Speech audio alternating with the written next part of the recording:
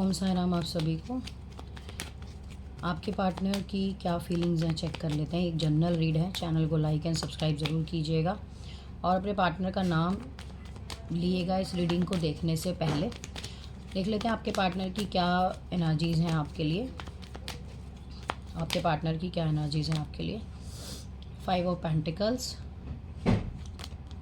King of swords, 10 of swords, 3 of swords. Okay, no contact situation है, time बढ़ता जा रहा है, पार्टनर की तरफ से कोई एक्शन रिसीव नहीं हो रहा है। बॉटम ऑफ डेक भी 2 ऑफ सोर्ड्स है। ये पर्सन ना बहुत ज़्यादा आपको दुखी करके इसको लग रहा था कि ज़िंदगी बहुत अच्छी चलेगी, बट ऐसा कुछ हुआ नहीं यहाँ पे। समझ रहे मेरी बात। इस पर्सन को लग रहा था कि आपको दुखी करके, आपसे डिस्टेंस बना के ये बहुत खुश रहेगा, इसकी ज़िंदगी एकदम क्या रहेगी, कैसे बोलते हैं ना उसको, खुशियों से भरी, सक्सेस से भरी। हो सकता है ये आपकी लाइफ में आपका रिलेशनशिप 5 साल से हो सकता है आपका रिलेशनशिप 10 महीने से हो सकता है आपका रिलेशनशिप 2 साल से हो, 3 साल से हो। इसमें waiting periods, up and down, ये सब चीज़ें यहाँ पर चलती ही चली जा रही हैं। ये पर्सन जो है आपकी लाइफ में आने से पहले भी स्ट्रगलिंग कंडीशन में था और ये पर्सन आपकी लाइफ में आने के बाद भी स्ट्रगलिंग कंडीशन में है और ऊपर से इसने दुखा दिया आपका दिल, तो ये और ज़्यादा बुरी हालत में है। हो सकता है इसको किसी ने धोखा दिया, इसने आपके ऊपर जाके किसी को चुना, उसने इसको उसकी असली वैल्यू दिखाई कि भाई तू है क्या, है ना, ये भी हो सकता है।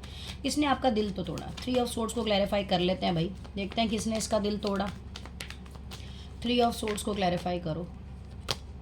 Page of cups and the 7 of wands and the wheel of Fortune. इसकी खुद की हरकतों ने, ये ना हर किसी इंसान को ना ऐसा समझता था कि भाई ये जब चाहे किसी का भी यूज़ कर सकता है, जब चाहे किसी को भी छोड़ सकता है, इससे कोई फ़र्क नहीं पड़ता। ऐसी एनर्जी है इसकी, है ना। तो यूनिवर्स ने इसको सबक सिखाया है।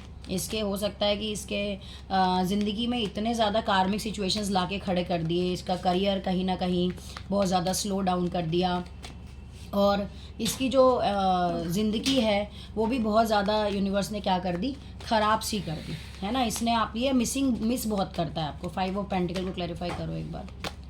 हाँ देखो, द सन, ये पक्का अपना कर्मा फेस करता हुआ नज़र आ रहा है। यूनिवर्स ने इसको बीच बीच में मौके दिए सुधरने के, लेकिन ये सुधरा नहीं। जैसे जैसे इसकी ज़िंदगी में अच्छा वक्त आता है तो ये फिर वही अपनी पेज ऑफ कप्स की एनर्जी में आ जाता है। इसे लगता है चलो यार ठीक है ना, बदल तो गया वक्त, मेहनत करूँगा ये बदल लूँगा, मेहनत करूँगा वो बदल लूँगा। लेकिन जो गंदे कर्मा हैं उनका क्या करेगा, जो गंदे कर्मा हैं उनका क्या करेगा। और हो सकता है ये आपसे पहले ही अपनी लाइफ में कई तरह के कार्मिक पैटर्न झेलता था, आपके साथ भी जुड़ा तो अपने पास्ट के कर्मास को लेके जुड़ा। इसने आपकी ज़िंदगी को भी कहीं ना कहीं उथल पुथल करके रख दिया पूरी तरीके से। देख लेते हैं और इस पर्सन की क्या एनर्जीज़ हैं आपके लिए। S of pentacles, 8 of pentacles and S of cups. अभी क्या है, अभी ये इस रिश्ते पे काम करना चाह रहा है। अभी इस रिश्ते पे क्या करना चाह रहा है, ये काम करना चाह रहा है, एक्शन लेना चाह रहा है, लेकिन ले कैसे, क्योंकि पास में तो बिट्रे करके, चीटिंग, गोस्ट करके आपको चला गया था विदाउट एनी रीज़न, अनफिनिश्ड। हमेशा से ये रिलेशनशिप को कैसे छोड़ता है, अनफिनिश्ड छोड़ता है ना। बस यही बोल देता है कि मैरिज नहीं कर पाऊंगा, बाकी तो फिर वही एफर्ट्स। हो सकता है कि इसने बोल दिया हो कि शादी नहीं कर पाएगा, तो वो चीज़ें अब आपको भी आगे हेल्प कर रही हैं बढ़ने में, ऐसा नहीं है। 8 ऑफ पेंटिकल क्लैरिफाई करो। देखो, इसकी ऐसा हो सकता है कि यहाँ पर 8 ऑफ पेंटिकल्स में आप इसको हर तरह से स्टेबल लगते हो, लेकिन जब इसके दिमाग में इसकी फैमिली आ जाती है ना, तो फिर ये थोड़ा सा आपसे छुपाता है इन चीज़ों को कि इसकी फैमिली जो है वो नहीं मानेगी, वो चीज़ इसको पता है। तो आपको बहुत ज़्यादा अच्छा देखता है, आप इसकी विश फुलफिलमेंट हो। हाई प्रीस्टेस को क्लैरिफाई करो एक बार। लेकिन चीज़ें छुपाता है वो भी अपनी फैमिली के चक्कर में, कि ये भी आपके साथ अपनी ज़िंदगी जीना चाहता है, आपकी तरफ बढ़ना चाहता है, आपकी तरफ आगे आना चाहता है। लेकिन बस वही चीज़ें हैं कि कैसे आए, क्या करे, वो इसको समझ नहीं आती है बात। बट मुझे ऐसा लग रहा है कि आप इस पर्सन पे ना ट्रस्ट मत करना, बिकॉज़ ये पर्सन ऑलरेडी आपको ना काफ़ी तकलीफ़ें दे चुका है। तो आप अपनी जर्नी के ऊपर फोकस करना तो ज़्यादा बढ़िया रहेगा। बाकी ये पर्सन की एनर्जीज़ आपके लिए बहुत पॉजिटिव है। इसकी लाइफ ही इतनी नेगेटिव है कि आप चाह के भी कुछ नहीं कर सकते, है ना। अगर आप इस पर्सन को हील करवाना चाहते हो तो आप बता सकते हो, लेकिन हीलिंग के बाद आपको खुद को भी हील करना पड़ेगा, क्योंकि बात ये है कि आप भी इस पर्सन की नेगेटिव एनर्जीज में कहीं ना कहीं बहुत बुरी तरह से स्टक होते जा रहे हो। दूसरी चीज़, इस पर्सन का नेक्स्ट एक्शन देख लेते हैं क्या है आपके लिए, है ना। इस पर्सन का नेक्स्ट एक्शन देख लेते हैं कि कब तक आपके लिए एक्शन लेगा ये पर्सन। यूनिवर्स, जो भी पर्सन से ये लोग डील कर रहे हैं, नो कांटेक्ट सिचुएशन है या लेस कांटेक्ट है, ऑन ऑफ है, कुछ भी, तो बताइए कि इस पर्सन का नेक्स्ट एक्शन क्या है। King of swords, 8 of swords, 10 of cups. ठीक है, ये थोड़ा सा अपनी कार्मिक जर्नी से ना इसे बाहर निकलने दो आप। ये ट्रैप्ड है बहुत ज़्यादा अपनी कार्मिक जर्नी में। 8 ऑफ सोर्ड्स को क्लैरिफाई कर दो एक बार।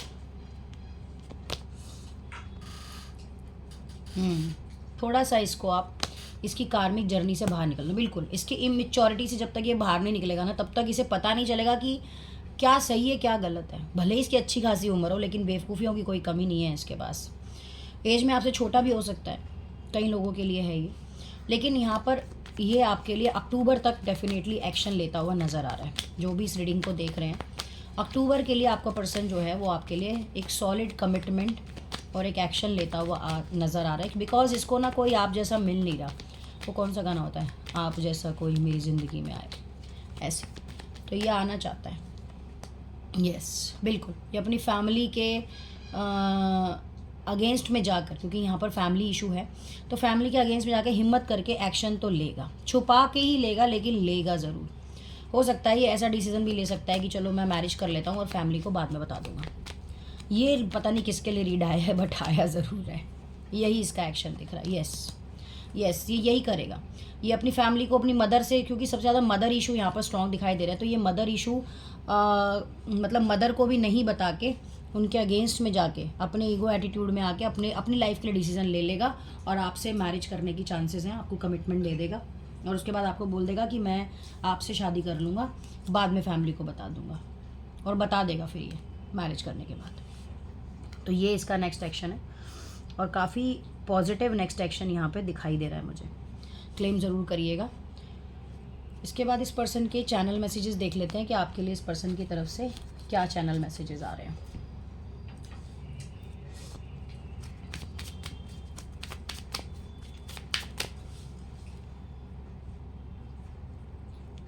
ये पर्सन आपको क्या कहना चाहता है, क्योंकि यहाँ पर नो कांटेक्ट सिचुएशन बनी हुई है, नो कांटेक्ट सिचुएशन बनी हुई है, तो ये पर्सन आपसे क्या कहना चाहता है। Impatient, deeply hurt, search, presence, ये पर्सन और आपसे क्या कहना चाहता है।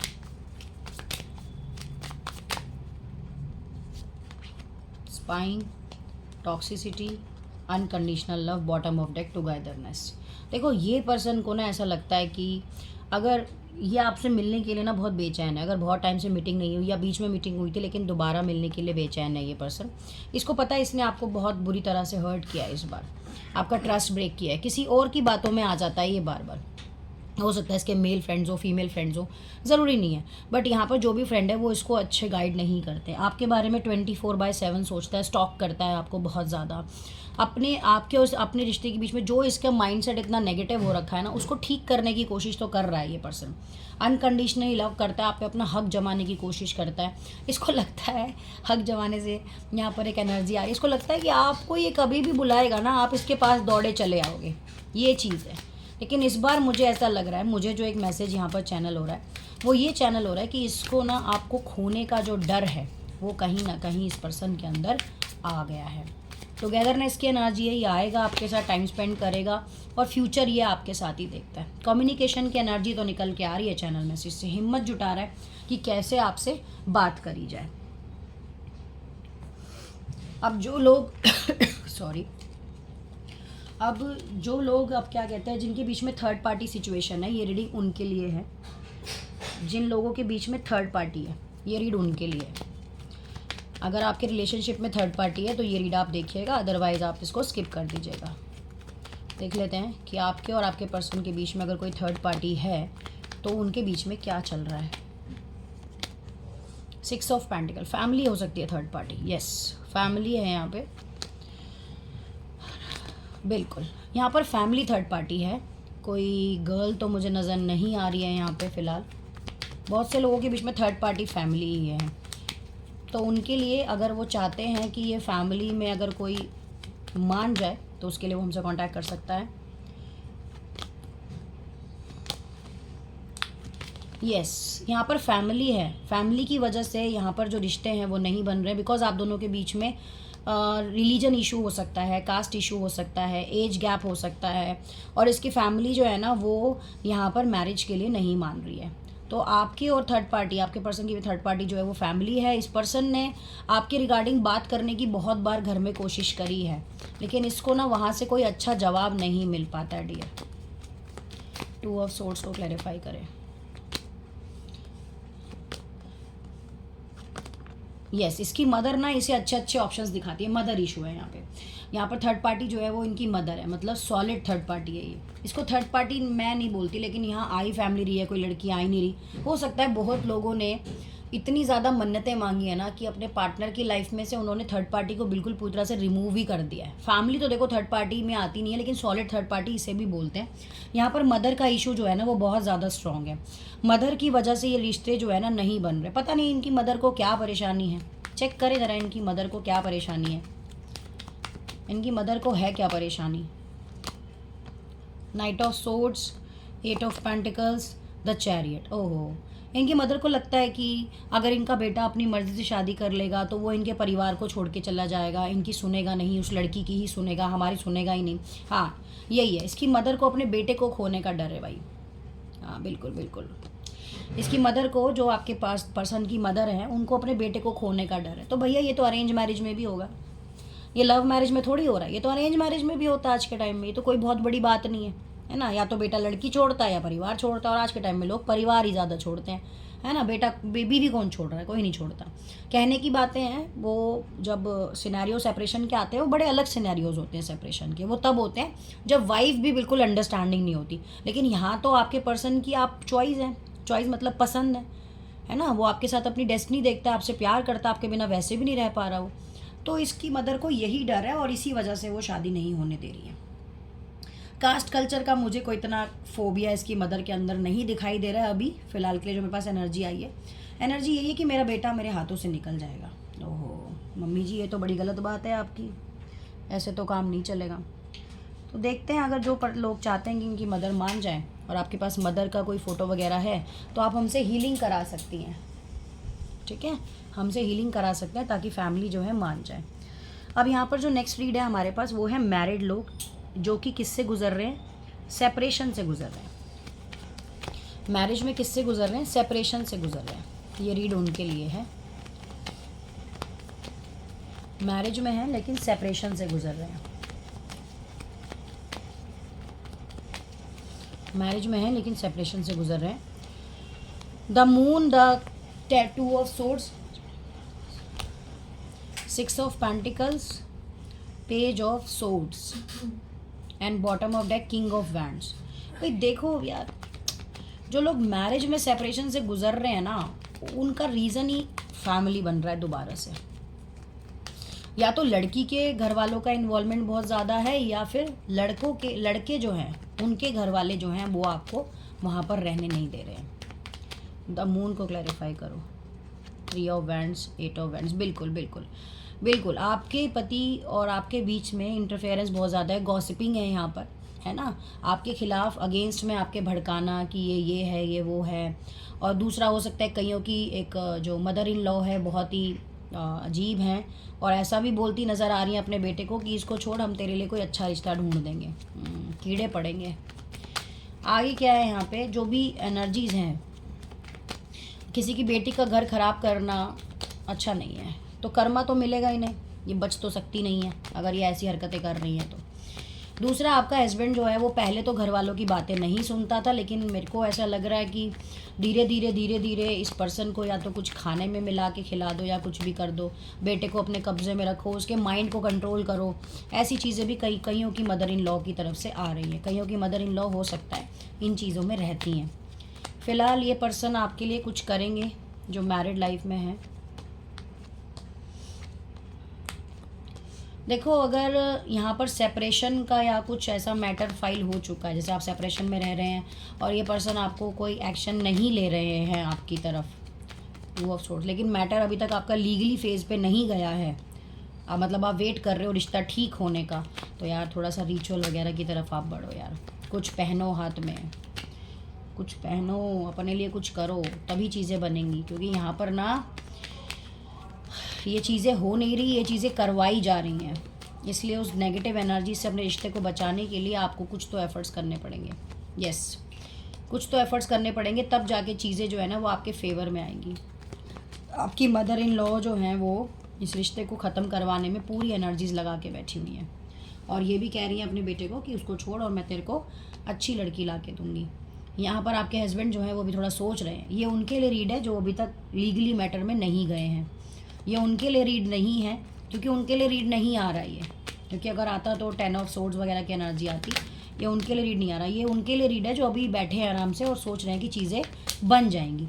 तो हाँ, बनेंगी, बट आपको कुछ ना कुछ हीलिंग्स वगैरह यहाँ पर करानी पड़ेंगी। सितंबर में हो सकता है कि थोड़ा सा, अगस्त मंथ में आप लोगों को अपना ध्यान रखना पड़ेगा।